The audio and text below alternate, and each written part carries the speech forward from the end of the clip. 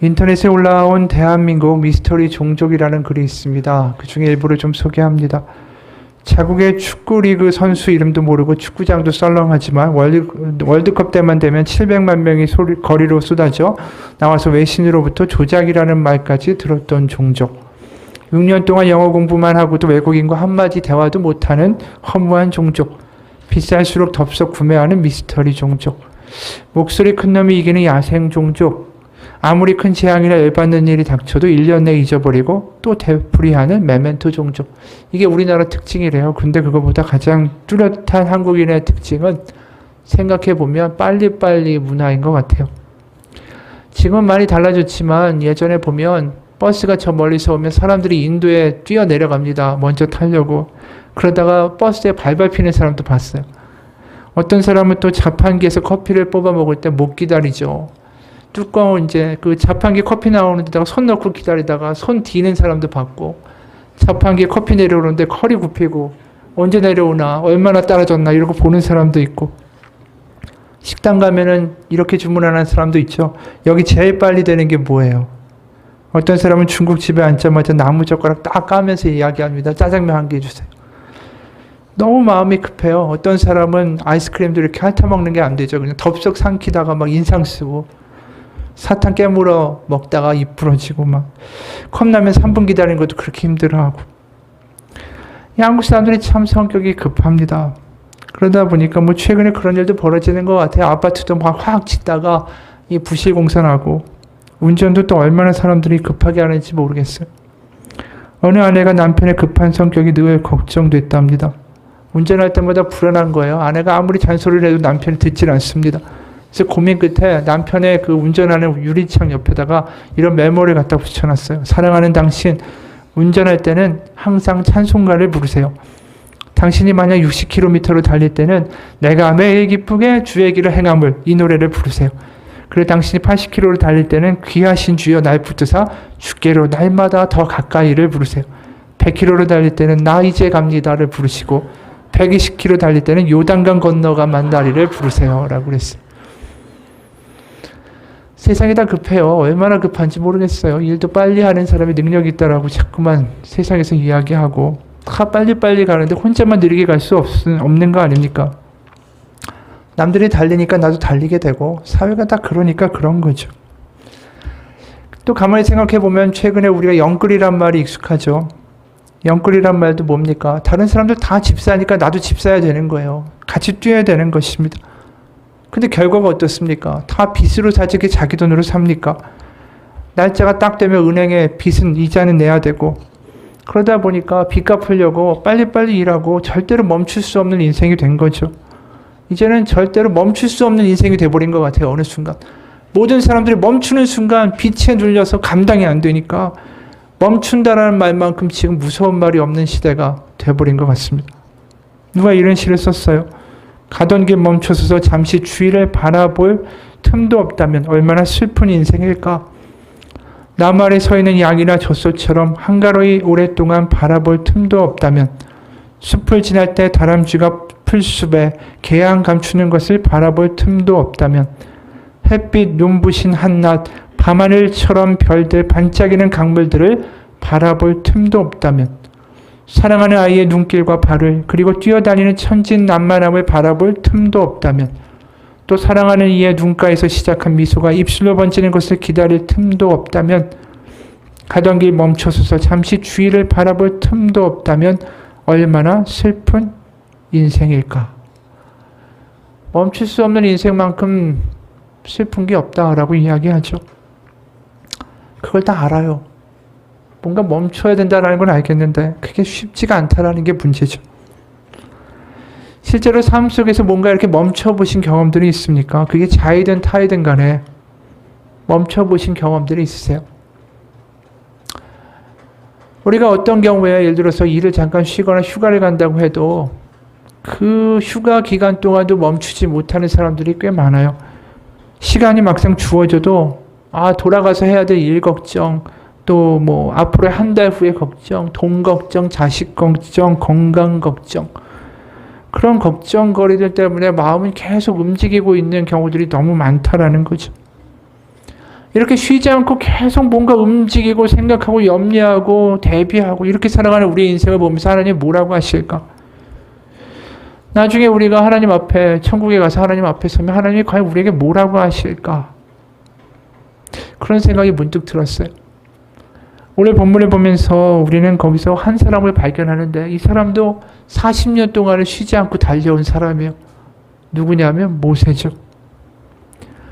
막 달려왔는데 바로 가나안 문턱까지 왔는데 하나님 뭐라고 하시냐면 너 가나안에 못 들어간다라고 하시는 거예요. 갑자기 막 달리던 인생이 확 멈춰버리게 된 거죠. 도대체 하나님은 왜 그 가나안에 들어가는 것을 막으셨을까요? 왜 모세가 매일같이 가던 그 염원하던 그 가나안에 들어가지 못하게 하시고 하나님 무슨 말씀을 하고자 하실까? 오늘 그 내용을 한번 살펴보고자 합니다. 먼저 아는 것처럼 모세는 구약을 통틀어서 가장 위대한 지도자고 선지자라고도 말할 수 있죠. 출애굽을 이끌었던 사람이고 말을 정말 안 듣는 이스라엘 백성들을 40년 동안이나 이끌고 온 사람이었어요. 하나님과 독대를 하고 율법도 받고 십계명도 받고 하나님이 유일하게 직접 말씀하시면서 이스라엘 백성을 이끌어오게 하신 위대한 사람이었습니다. 그래서 신명기 맨 마지막 구절을 보면 그게 이제 모세오경, 율법의 맨 마지막이잖아요. 그럼 마무리가 어떻게 되어 있는가? 이 모세에 대한 칭송으로 끝이 납니다. 신명기 34장 10절에서 12절이에요. 그 후에는 이스라엘의 모세와 같은 선지자가 일어나지 못하였나니 모세는 여호와께서 대면하여 아시던 자요 여호와께서 그를 애굽 땅에 보내사 바로와 그의 모든 신하와 그의 온 땅의 모든 이적과 기사와 모든 큰 권능과 위엄을 행하게 하시매 온 이스라엘 목전에서 이것을 행한 자이더라. 모든 권능, 모든 이적, 하여튼 굉장한 수식어가 붙어있는 사람이라는 것입니다. 근데 이가 지금 우리가 이야기한 대로 충격적인 일을 마주하게 되는 거죠. 가나안 땅, 젖과 꿀이 흐르는 하나님의 약속의 땅. 40년 동안 이 엉터리 같은 백성을 그래도 견디면서 어떻게든 들어가기를 염원했던 그 땅에 모세 너는 가지 못한다. 그가 얼마나 가나안 땅에 들어가 보고 싶었을까요? 생각해 보십시오. 40년 동안 광야에서 매일 아침마다 걸을 때마다 광야에 이 모래바람이 부니까 입에는 모래가 매일매일 씹혀도 그래도 걷는 거예요. 태양이 장렬하고 목이 말라도 또 일어나서 걸었습니다. 이민족의 침략에 또 공격에 싸움 해가면서도 또 일어나 걷고 취하로 바라고 늘 원했던 소망이 가나안에 들어가는 것 아니었을까요?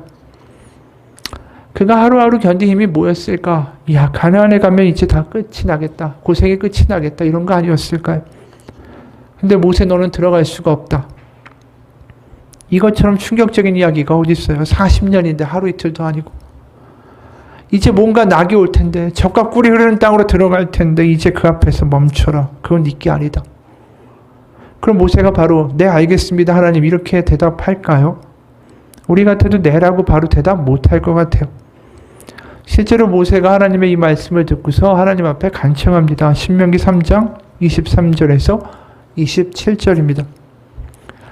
그때 내가 여호와께 간구하기를 주 여호와여 주께서 주의 크심과 주의 권능을 주의 종에게 나타내시기를 시작하셨사오니 천지간에 어떤 신이 능히 주께서 행하신 일 곧 주의 큰 능력으로 행하신 일 같이 행할 수 있으리까 구하옵나니 이제 이야기하죠. 나를 건너가게 하사 요단 저편에 있는 아름다운 땅 아름다운 산과 레바논을 보게 하옵소서 하되 여호와께서 너희 때문에 내게 진노하사 내 말을 듣지 아니하시고 내게 이르시기를 그만해도 족하니 이 일로 다시 내게 말하지 말라. 너는 비스가 산 꼭대기에 올라가서 눈을 들어 동서남북을 바라보고 네 눈으로 그 땅을 바라보라. 너는 이 요단을 건너지 못할 것임이니라.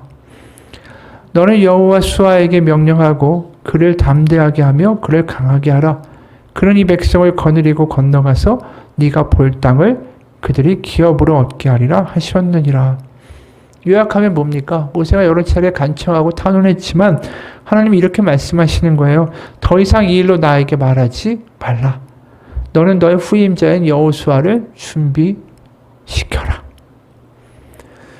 여러분, 세상에 이것처럼 정말 허무한 일이 어디 있습니까? 그간의 수고와 노력이 뭐 물거품 되는 것 같이 느껴지지 않습니까? 하나님이 어떻게 그러실 수가 있죠? 우리가 출애굽기 32장을 보게 되면 하나님이 모세를 얼마나 아끼셨는가를 알 수 있는 대목이 나와요. 출애굽기 32장 우리가 알고 있는 대로 금송아지를 만들어서 이스라엘 백성이 이게 여호와다 그러면서 우상 숭배하고 그 앞에서 춤추었던 파격적인 사건입니다.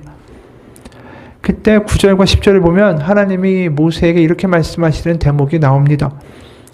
여호와께서 또 모세에게 이르시되 내가 이 백성을 보니 목이 뻣뻣한 백성이로다. 그런즉 내가 하는 대로 두라. 내가 그들에게 진노하여 그들을 진멸하고 너를 큰 나라가 되게 하리라. 물론 하나님의 마음 가운데 진심의 어떤 의도에는 이들을 완전히 멸해버리겠다라는 것은 없습니다. 하지만 그럼에도 불구하고 모세에게 내가 너로 아브라함의 한 것처럼 너로 말미암아 새 나라와 새 민족을 세우겠다라고 말씀하실 정도로 이 모세를 엄청 아끼신다라는 것은 분명하다라는 사실이죠.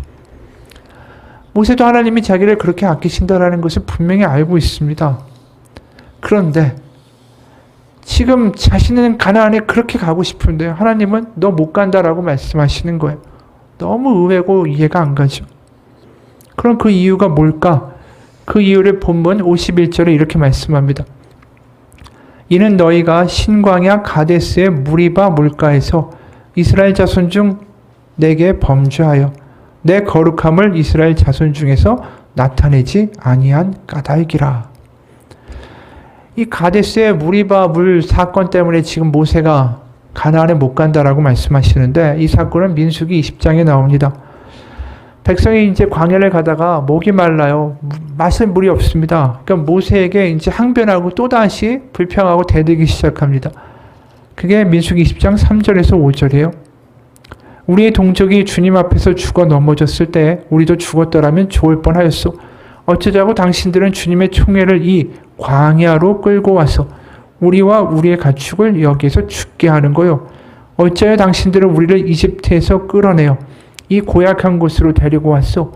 여기는 씨를 뿌릴 곳도 못 되어 무화과도 포도도 석류도 없고 마실 물도 없소. 모세에게 아주 직접적으로 대놓고 불평을 이야기하죠. 그 말에 모세가 이제 하나님 앞에 엎드려서 어떻게 해야 될까요? 라고 물어요. 그러니까 하나님이 어떻게 말씀하시냐면 모세에게 지팡이를 잡고 회중을 다 모은 다음에 그 앞에 서서 바위에게 말로 물을 내어라 라고 명령하면 거기서 물이 나올 거고 다 먹게 될 것이다. 이렇게 말씀하세요. 근데 그 말씀대로 모세가 하지 않습니다. 좀 약간 다르게 행동합니다. 10절과 12절이에요. 모세와 아론은 총회를 바위 앞에 불러 모았다. 여기까지는 좋습니다. 모세가 그들에게 말하였다. 반역자들은 들으시오. 우리가 이 바위에서 당신들이 마실 물을 나오게 하리오. 모세는 팔을 높이 들고 그의 지팡이로 바위를 2번 쳤다. 그랬더니 많은 물이 솟아나왔고 회중과 그들의 가축대가 마셨다. 주님께서 모세와 아론에게 말씀하셨다. 너희는 이스라엘 자손이 보는 앞에서 나의 거룩함을 나타낼 만큼 나를 신뢰하지 않았다. 그러므로 너희는 내가 이 총회에게 이 백성에게 주기로 한 그 땅으로 그들을 데리고 가지 못할 것이다. 그렇죠. 분명한 이 사건 때문이다라고 말씀하시죠.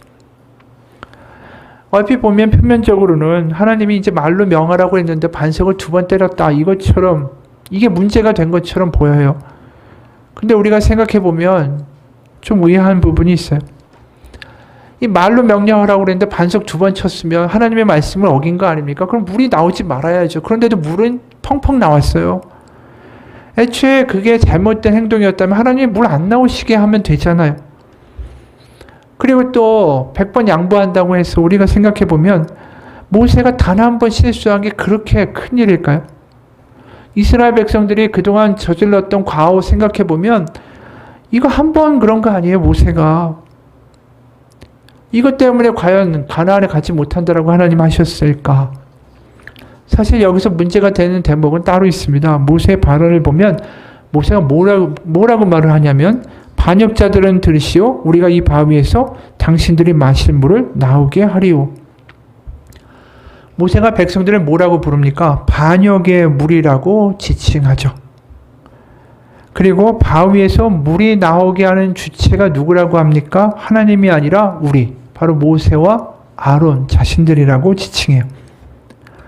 그러니까 마치 모세가 하나님처럼 재판관 자리에 서서 백성들에게 유죄를 내리고 또 우리가 물을 주는 사람인 것처럼 말하고 있다라는 것이죠. 판단하고 정죄하고 뭔가 자신들이 물을 주는 사람인 것처럼 이야기하고 있는데, 가만히 여기서 보면 정작 하나님은 이 백성에게 아무 말도 안 하셨다라는 거예요. 하나님이 이 불평 많고 패역하는 이 백성들에게 분노하거나 저주하시지 않고 아무 말 없이 그냥 가서 물 줘라, 이렇게 하셨을 뿐이에요. 그러니까 하나님은 이 엉터리 같은 백성을 지금도 먹이고자 하시는데, 지금 모세가 더 흥분하고 분노하고 정죄하는 모양새를 보여주고 있다는 것이죠. 어떻게 보면 모세는 지금 이 백성들에게 분노하고 있는 게 아니라 이런 백성을 여전히 품고 가시는 하나님께 화를 내고 있다라고 볼 수 있는 것입니다. 지금 이 모습이 과거 40년 전의 모세와는 너무나도 다르다라는 것이에요. 그게 문제예요. 예전에 우리가 아까 읽었던 32장 금송아지 만들어서 하나님이 정말 분노하실 때 모세가 하나님 앞에서 끝까지 뭐라고 항변했냐면 31절에서 32절이에요. 모세가 여호와께로 다시 나아가 여짜오되 슬프도소이다. 이 백성이 자기들을 위하여 금신을 만들어 싸우니 큰 죄를 범하였나이다. 그러나 이제 그들의 죄를 사하시옵소서. 그렇지 아니하시오면 오라건대 주께서 기록하신 책에서 내 이름을 지워버려 주옵소서. 자신의 이름이 생명책에 빠지고 자신이 저주받을지라도 하는 이 백성을 용서해달라고 기도했던 사람이에요. 근데 그 사람이 40년 지나니까 이 반역자들아, 이 저주받아야 마땅할 놈들아, 이렇게 이야기하고 있다라는 거예요. 이 40년 이 백성을 이끌어오면서 모세가 완전히 지쳐버린 거예요.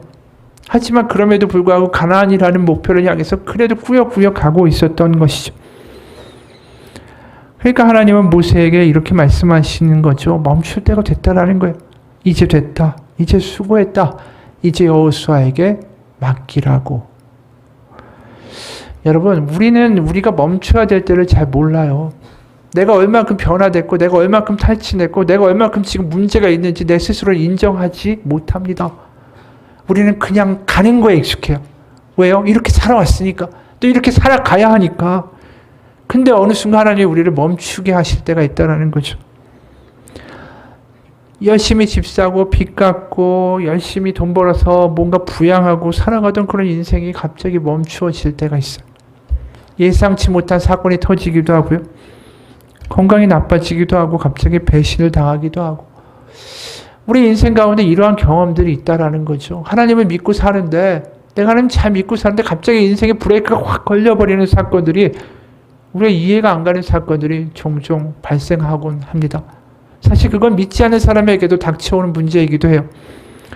신문 기사에서 본 내용입니다. 매일 아침 6시에 일어나 출근해 저녁 6시까지 퇴근하던 30년간의 직장 생활을 지난달 마친 60세 주모 씨는 요즘 하루 종일 집에서 시간을 보낸다는 게 너무 어렵다. 점점 시간을 지나면서 무료하게 보내는 일상 탓에 느는 건 담배와 한숨뿐이다. 여기 아내의 태도가 매달 월급을 가져다 줄 때와는 너무 달라서 마음 편히 거실에서 TV를 보는 것도 쉽지가 않다. 지금은 주씨 같은 베이비 부모 세대들이 대거 은퇴를 앞둔 시점이다. 젊은 시절을 열정적으로 일에 매달려 보낸 탓에 은퇴 후에 스트레스와 공허함이 찾아와 우울증을 앓는 경우도 꽤 많다. 특히 이제 본격적으로 은퇴 시기를 앞둔 베이비 부모 세대들은 은퇴 후의 초기에는 출근하던 몸의 밴 습관 때문에 매일 아침 6시에 일어나 집안 구석구석을 배회한다. 그러다가 중년 남자가 잠시 쉴 수 있는 곳, 유일한 곳은 베란다뿐이다. 이들은 베란다 앞에서 도로 위를 지나가는 자동차나 이른 아침 출근하는 직장인들을 바라보며 과거 소시적 추억을 회상하며 한숨을 쉬는 시간이 늘어난다. 이들은 자신이 과거에 존경스러운 아빠, 멋진 남편에서 힘없는 아빠, 늙은 남편으로 변해가는 것을 느낀다. 이게 멈춰진 사람들의 마음이라는 거예요. 모세도 그런 마음 들지 않았을까요? 40년 동안 매일 아침마다 일어나서 챙겨서 걸어가야 되는 거예요. 매일매일 그렇게 가다가 어느 날 가나안이라는 목표가 싹 상실됐을 때 정말 이제 내가 나이 먹은 노인밖에 안 된다는 생각 들지 않았을까요? 우리도 마찬가지죠. 갑자기 우리 인생에 브레이크가 딱 걸리는 순간에 뭔가 갑자기 허무해지고 허탈해지고 어떻게 해야 되나 생각이 들기 시작하고, 그래서 하나님한테 기도하는 게 다시 또 달리게 해달라고 기도하는 거 아닙니까? 근데 하나님이 우리를 멈추게 하시거나 우리 인생 가운데 브레이크가 걸렸을 때 하나님 우리에게 원하시는 것은 따로 있습니다. 뭐냐 하면 네가 달리는 방향을 제대로 달리고 있는 것인지 생각해 보라는 거죠. 그냥 달리는 게 목적이 아니라 과연 무엇을 위하여 살아가고 있는가에 대해서 생각해 볼 때라는 것입니다. 어느 한 잡지사에서 이 미국 최고의 아주 큰 연기금 단체의 그 최고 경영자를 인터뷰를 했습니다. 그리고 기자가 이렇게 말을 했어요. 이렇게 큰 회사에 고위직에 있는 사람이니까 좀 건조하고 딱딱하고 거만한 반응을 기대했지만 뜻밖이었다. 그는 현명하고 재밌었고 똑똑하고 겸손했다. 세계 최고의 부국인 미국에서 가장 큰 연기금을 운용하는 최고 운용 책임자는 성공의 기준을 어떻게 생각하십니까? 라는 이 질문에 그는 유머를 섞어가며 자신이 생각하는 성공의 의미와 그가 말하는 처세술을 기가 막히게 털어놓았다. 근데 이 인터뷰 기사의 맨 마지막에 조그만 글씨로 뭐가 적혀 있었어요, 기자가. 적은 말이 뭐였냐면, 조셉 디어, 이 사람은 인터뷰 직후에 암을 진단받았고 어제 세상을 떠났다. 이거 너무 허탈하지 않습니까? 이 사람만큼 열심히 달리고 성공을 이루고 뛴 사람이 어디 있겠어요? 그런데 어느 날 갑자기 찾아온 건 암이고 죽음이었다라는 거죠. 하나님이 보실 때는 그가 갔던 인생, 달렸던 인생이 과연 성공적이고 올바르고 정말 하나님이 보시기에 복된 인생이었을까요? 어떻게 보면 막힌 벽을, 절벽을 향해서 냅다 빨리 남들보다 달려간 인생은 아니었을까라는 거예요. 어느 유명한 인사는 이런 말이 있습니다. 인생에서 장난감을 많이 가지고 놀다가 죽은 사람이 성공한 사람이다. 이게 의미심장한 말 같아요. 어릴 때만 장난감 찾는 게 아니잖아요. 커서도 뭐 좋아하는 옷 사고, 좋아하는 반지 시계 사고, 좋은 차 사고, 좋은 집. 이거 많이 가보죠 본 사람이 결국 성공한 사람이다라고 말하는 거 아닙니까? 이 말에 동의하십니까? 이렇게 달려간다고 인생에 허무함이 없어질까요? 어떤 사람이든 간에 그가 달려가서 성공하고 뭘 이루었다 할지라도 그가 죽으면 결국 다 잊혀지는 게 사실이에요. 하나님은 그 똑같은 그냥 달리기만 하는 인생 가운데 멈추어 서게 하시고 생각하게 하신다라는 거죠. 너 왜 뛰냐라는 거예요. 하나님이 우리를 부르실 때 태어났다, 빚졌다, 빚 갚다가 죽었다. 이렇게 우리 인생 끝내라고 하나님 우리를 부르시고 창조하신 것 아니지 않습니까? 모세를 멈추시고 모세에게 분명하게 하신 말씀이 있는 거예요. 그게 신명기 후반부를 보다 보면 하나님이 모세에게 뭘 보여주고 알려주셨는가를 알게 돼요. 신명기 30장, 31장을 보면 여기서 좀 황당한 내용이 나오기 때문이에요. 분명히 신명기는 언제 기록된 것입니까? 모세가 자신이 가나안에 가지 못하니까 가나안 바로 건너편에 요단강에 있는 그 동편에 모압 평지라는 데서 가나안 땅을 바라보면서 사람들에게 설교한 내용이 신명기예요. 그러니까 아직 가나안에 가지도 않았어요. 그런데 신명기 31장 16절에 뭐라고 말씀하냐면 또 여호와께서 모세에게 이르시되 너는 네 조상과 함께 누우려니와 이 백성은 그 땅으로 들어가 음란히 그 땅에 이방 신들을 따르며 일어날 것이요 나를 버리고 내가 그들과 맺은 언약을 어길 것이라. 이게 지금 가나안에 들어가기 전에 가나안에서 앞으로 몇백 년에 걸쳐서 일어날 일을 말씀해 주시죠. 특히 30장 1절에서 5절이요.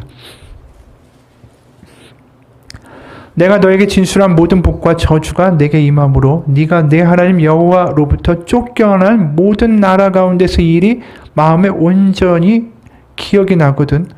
너와 내 자손이 내 하나님 여호와께로 돌아와 내가 오늘 너에게 명령한 것을 온전히 따라 마음을 다하고 뜻을 다하여 여호와의 말씀을 청종하면 내 하나님 여호와께서 마음을 돌이키시고 너를 긍휼히 여기사 포로에서 돌아오게 하시되 네 하나님 여호와께서 흩으신 그 모든 백성 중에서 너를 모으시리니.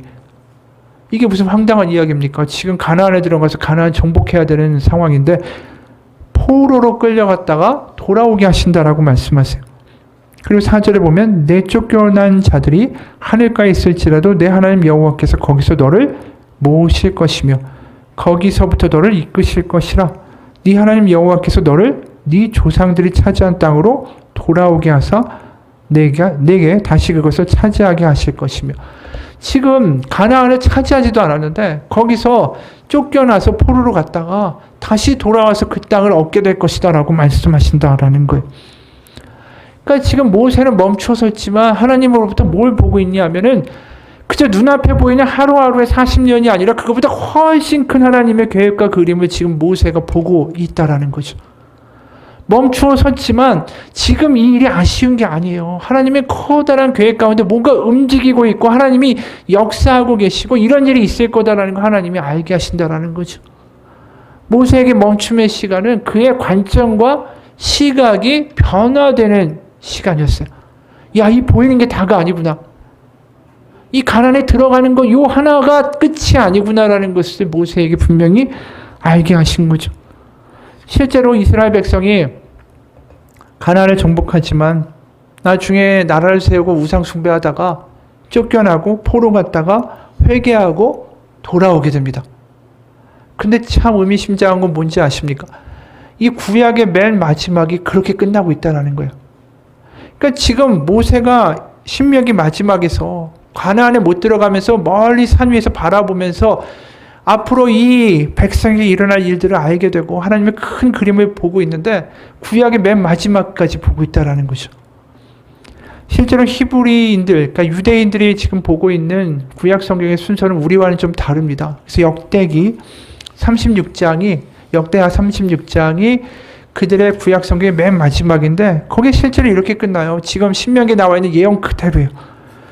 16절부터 23절 간략히 보면 그들이 그의 말씀을 멸시하며 선지자들을 욕하여 여호와의 진노를 그들의 백성에게 미치게 하여 회복할 수 없게 하였으므로 하나님이 갈대아 왕의 손에 그들을 다 넘기심에 그가 와서 그들의 성전에서 칼로 청년들을 죽이며 하여튼간 이 사륙전이 벌어지는 거죠. 19절 또 하나님의 전을 불사르며 예루살렘의 성벽을 헐며 그래서 20절에 칼에서 살아남은 자를 그가 바벨론으로 사로잡아가매 무리가 거기서 갈대아 왕과 그의 자손의 노예가 되어 바사국이 통치할 때까지 이르니라.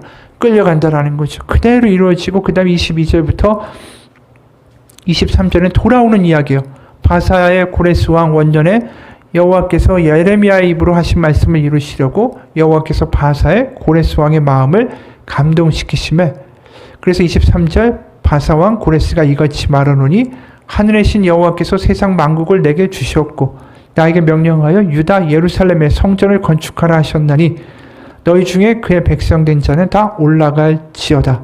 너희 하나님 여호와께서 함께 하시기를 원하노라 하였더라. 그러니까 지금 하나님이 보여주신 것은 이 구약의 끝까지 모든 사건들을 지금 모세가 하나님 안에서 보게 된 거죠. 맞습니다. 이 모세의 멈춤의 사건은 우리가 볼 때는 실패하고 불운한 사건처럼 보이지만 그 가운데 모세에게 눈에 보이는 게 다가 아닌 더 큰 하나님의 계획을 보여주시는 시간이 된 것이죠. 여러분 우리도 마찬가지예요. 우리가 하나님 가운데 멈춤이 있고 우리 인생에 브레이크가 걸린 순간에 우리는 왜 하나님 나 이런 건강을 갑자기 뺏어가십니까? 왜 우리 인생이 이렇게 어렵게 갑자기 경제적인 환란을 주십니까? 왜 내가 해고당하게 하십니까? 왜 이런 문제를 주십니까? 우리 이렇게 항변할 수 있습니다. 하지만 그때 우리 하나님 앞에 멈추어 서서 하나님 커다란 계획과 하나님의 나라와 하나님의 선한 뜻이 무엇인지를 깨닫게 되고 물어야 되는 시간이라고 믿습니다. 왜냐하면 하나님이 멈춰야 될 때를 나보다 더 잘 아시는 분이니까. 이 멈춤의 때에 하나님 제가 뭘 보기를 원하고 제가 뭘 깨닫기 원하십니까? 하나님 보여달라고 기도해야 되는 거 아니겠어요? 하나님은 항상 우리에게 주시고자 하는 가장 큰 애가 뭔지 아십니까? 물질적인 성공? 뭐 복됨? 이런 것일 수도 있겠지만 하나님이 가장 우리에게 주고 싶어 하시는 것은 뭐냐면 하나님의 나라예요. 하나님의 커다란 계획. 이 하루하루에 그냥 우리가 전전긍긍하는 인생이 아니라 하나님 안에서 커다란 그 하나님의 뜻 가운데 나의 인생을 바라볼 수 있는 그런 또 다른 마음과 시각을 가지고 살아가는 것. 그거 하나님 우리 가운데 이루기를 원하신다는 거죠. 그게 아니면 우리는 현실 가운데 그냥 달려가기만 하는 인생 되고 눈앞에 보이는 것에 그냥 얽매여 사는 그런 불쌍한 인생이 되고 말기 때문입니다. 한 이야기를 소개하죠. 두 아이의 엄마가 세상을 떠났다. 대장암 4기 진단을 받고 종양을 제거하기 위해 2번의 수술을 받았다. 25차례의 방사선 치료와 39번의 끔찍한 화학요법을 견뎌냈지만 죽음은 끝내 그녀를 앗아갔다. 36살의 나이로 세상을 떠난 샬롯 키틀리. 그녀는 죽기 전에 자신의 블로그에 마지막 글을 남겼다. 살고 싶은 나날이 저리 많은데 저에게는 허락되지 않네요. 내 아이들 커가는 모습도 보고 싶고 남편에게 못된 마누라도 되면서 늙어보고 싶은데 그런 시간을 주지 않네요. 살아보니 그렇더라고요. 매일 아침 아이들에게 일어나라고 서두르라고 입 닦으라고 소리 지르는 나날이 행복이었더군요. 살고 싶어서 해보라는 온갖 치료 다 받아봤어요. 기본적인 의학요법은 물론 기름에 절인 치즈도 먹어보고 쓰디쓴 칩도 마셔봤습니다. 침도 맞았고요. 그런데 안 되더라고요. 이건 그냥 귀한 시간을 낭비한다라는 생각이 들었어요. 장례식 문제를 미리 처리해 놓고 나니까 매일 아침 일어나 내 아이들 껴안아주고 뽀뽀해 줄 수 있다라는 게 새삼 너무 감사하게 느껴졌어요. 얼마 후에 나는 그 남편의 곁에서 잠을 깨는 기쁨을 잃게 될 것이고 남편은 무심코 커피잔 2개를 꺼냈다가 커피 한 잔만 타도 된다는 사실에 슬퍼하겠죠. 딸아이 머리 따줘야 되는데 아들 녀석이 잃어버린 레고 조각이 어디로 굴러 들어가 있는지 저만 아는데 그건 누가 찾아줄까요? 6개월 시한부 판정을 받고 22개월을 살았습니다. 그렇게 1년 더 보너스로 얻은 덕에 초등학교 입학 첫날 학교에 데려다주는 기쁨을 마음에 품고 갈 수 있게 됐어요. 녀석의 첫 번째 흔들거리던 이빨이 빠져 그 기념으로 자전거를 사주러 갔을 때 정말 행복했죠. 보너스로 얻은 1년 덕분에 30대 중반이라 30대 후반까지 살고 가네요. 중년의 복부 비만이요. 늘어나는 허리둘레 그거 한번 가져봤으면 좋겠습니다. 휘어지는 머리카락이요. 그거 한번 뽑아봤으면 좋겠습니다. 그만큼 살아남는다라는 이야기잖아요. 저도 한번 늙어보고 싶어요. 부디 삶을 사세요.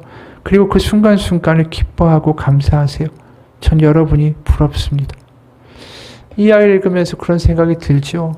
우리가 그저 하루하루 달리는 데만 익숙하고 달리다 보면 이런 거 느끼지도 못하고 사는 우리의 인생.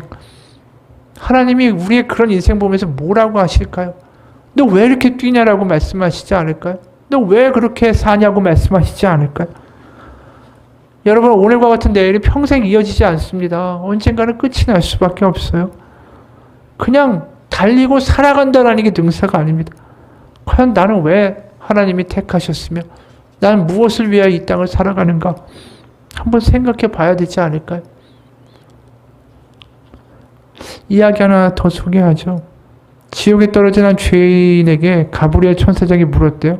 너 인간 세상에 있을 때 천사 3명 만나지 않았냐? 그래서 이 사람이 이야기했어요. 전 천사를 한 번도 만나본 적이 없습니다. 이 천사장이 이렇게 말했어요. 그럼 너는 늙어서 허리가 굽고 지팡이를 짚고 어정어정 걸어다니는 사람 못 봤다라는 말이냐? 이 사람이 말하죠. 그런 노인들이라면 얼마든지 보았습니다. 그러니까 이 천사가 이렇게 말을 했어요. 너는 그 천사를 만나고도 네가 언젠가 늙어서 저 사람처럼 될 텐데 내가 좀 다르게 살면 된다라는 생각하지 않았던 거냐? 그래서 너 오늘 지옥에 온 거 아니냐? 너는 또 병들어 혼자는 눕지도 일어나지도 못하고 치근앉아 보지 못하느냐? 이 사람이 대답해요. 천사장이시여 그런 병자라면 얼마든지 받습니다. 그러니까 이 천사장이 이렇게 말하더라는 거예요. 너는 그 병자라는 천사를 만나고도 네가 병들어 누울 수 있다는 생각을 가지지 않고 방종한 삶을 살았기 때문에 지금 이 지옥에 오게 된 것이다. 또 너는 너희 주위에서 목숨이 나하여 죽는 사람 보지 못했느냐? 이 사람이 답하죠. 죽는 사람 얼마든지 봤습니다. 그러니까 천사장이 마지막으로 이렇게 말했습니다. 너는 그 죽음을 보고도 죽음을 경고하는 천사를 만났으면서도 너 자신의 죽음을 생각하지 못했더란 말이냐. 너도 그렇게 죽음을 맞이할 텐데 이 땅 가운데 선한 일을 하기를 외면했기 때문에 이곳에 오게 된 것이다. 가상의 이야기지만 우리에게 뭔가 느끼고 깨닫게 해주는 바가 있지 않습니까? 우리가 정말 인생 제대로 살아가고 있나요? 그냥 빚 갚고 열심히 살고 그게 다인 인생을 살고 있는 것은 아닌가? 정말 제대로 살아가고 있는가? 우리가 멈춰서 한번 하나님 앞에 물어보고 생각해 봐야 되는 거 아닙니까? 마지막 한 이야기로 마치죠. 저번에도 한 적이 있는 이야기인데, 미국에서 아주 유명한 목사님이 아프리카 한 공항에서 이제 잠깐 기다리는 동안에 프랑스 출신의 선교사님이 찾아와서 만나게 됐어요. 그 선교사님이 그 모슬렘 아프리카 지역에서 10년 동안을 사역했는데, 그 목사님의 일행 중에 한 사람이 물은 거예요. 그동안 10년 동안에 열매가 얼마 있었습니까? 그랬더니 선교사님이 2명이다라고 대답했어요. 10년의 선교활동 중에 단 2명 구원받았다라는 거죠. 그러니까 같이 있던 일행 중에 한 사람이 불쑥 물었습니다. 그럼 도대체 여기 왜 있습니까? 그러니까 이 프랑스 출신 선교사님이 이렇게 대답하는 겁니다. 이곳에 왜 있냐고요? 그것은 예수님이 나를 이곳에 두셨기 때문입니다. 그 이유 때문에 제가 이곳에 있습니다. 이 말을 이 목사님이 듣고, 미국에서 정말 큰 목회를 하는 목사님인데, 이 경험이 자신의 인생을 바꾼 굉장히 충격적인 시간이었다라고 말을 해요. 왜 그럴까요? 자신이 나름대로 믿음이라고 만든 목표들이 있었어요. 큰 사역을 하고 큰 교회를 만들고 큰 집회를 하고 거기에 정말 매진해서 열심히 달려가서 일중독이라는 이야기까지 들을 정도였는데, 자신이 달리기에만 힘썼지 하나님이 과연 나를 보면서 나에게 뭘 원하시는가에 대해서 멈춰서 물어본 적이 없었다라는 걸 깨달은 거예요. 모세를 보세요. 40년 동안 열심히 달려갔어요. 가나안 앞에서 멈춰 서게 됐습니다. 결말이 그렇게 되니까 어떻게 보면 실패한 것처럼 보이지 않습니까? 그러나 그는 분명히 그 마음에 하나님이 주시는 큰 울림과 하나님의 큰 비전이 있었어요. 지금 이 선교사님도 10년 동안 열매는 단 2사람밖에 없는 초라한 실패한 사역처럼 보이지만, 이 선교사님 마음에 뭐가 있냐면 하나님이 이루실 커다란 미래에 대한 기대와 소망이 있는 거예요. 세상을 다르게 볼 수 있는 힘이 있는 거죠. 달리는 게 능사가 아니라 하나님의 관점에서 나를 보고 내 인생을 보고 내 오늘 하루를 하나님의 은혜 가운데 살아갈 수 있는 사람만큼 복된 인생이 없다라는 거예요. 내가 정말 빚 다 갚고 정말 내가 돈으로 좀 재력으로 안전하고 정말 잘 사는 삶을 이루는 게 목표가 아니라 오늘 하루하루를 하나님 가운데 바라볼 수 있는 능력 있는 사람이 복된 사람입니다. 우리가 언제 이 땅을 떠나 하나님 앞에 가게 될지 아무도 모르지 않습니까? 여러분, 우리 인생을 정말 제대로 다시 바라볼 수 있는 계기가 있기를 원합니다. 멈추어 서서 다시 한번 바라보기 원합니다. 달리는 게 문제가 아니에요. 하나님이 때로 우리 가운데 실패와 역경과 어려운 가운데 멈춰서게 하신다. 그때 하나님, 제가 잘 살아가고 있습니까? 하나님, 저를 멈추셨다면 하나님, 저를 향한 하나님의 계획과 뜻은 무엇입니까? 하나님, 제가 어떻게 살아야 합니까? 물어야 되는 시간 아닙니까? 그러면 그때 오히려 더 큰 하나님을 만나게 될 거라고 믿습니다. 여러분, 달리지만 마시고 하나님께 물어보십시오. 하나님, 제가 제대로 가고 있습니까? 그 질문만큼 우리 가운데 중요한 질문이 없습니다. 같이 기도하겠습니다. 하나님 아버지, 우리는 기도합니다. 제가 세운 목표가 있습니다. 하나님, 달려가야 됩니다. 더 힘을 주십시오. 더 물질을 주시고 더 건강을 주시고 제가 그리 가야만 합니다. 하지만 하나님, 때로 우리에게 말씀하십니다. 그리 가봤자, 그리 달려가도 그 끝엔 절벽이란다. 우리는 그렇게 엉뚱한 기도를 하고 엉뚱한 것에 나의 모든 것을 걸고 분노하고 짜증내고 안달복달하고 나의 배우자들에게 강요하면서 달리라고 자꾸만 이야기합니다. 달리는 게 중요한 게 아닌데, 하나님, 우리의 눈이 열리기 원합니다. 멈춰서 하나님, 제가 제대로 가고 있습니까? 제가 하나님의 앞에 섰을 때 하나님 앞에 정말 남는 하나님의 부르심에 합당한 인생으로 살아가고 있습니까? 달리고 지치고 힘들고 짜증내고 안달복달하는 인생이 아니라 하나님이 저를 부르셨사오니 하나님, 제 인생의 올바른 방향을 바라볼 수 있는 눈과 비전을 주시고 하나님의 나라를 보여주시고 하나님이 보시기에 합당한 길로 걸어갈 수 있도록 우리를 인도하여 주옵소서. 하나님, 이 기도 가운데 응답하시고 하나님 맛보는 인생 되게 도와주옵소서. 예수님 이름 받들어 기도합니다. 아멘.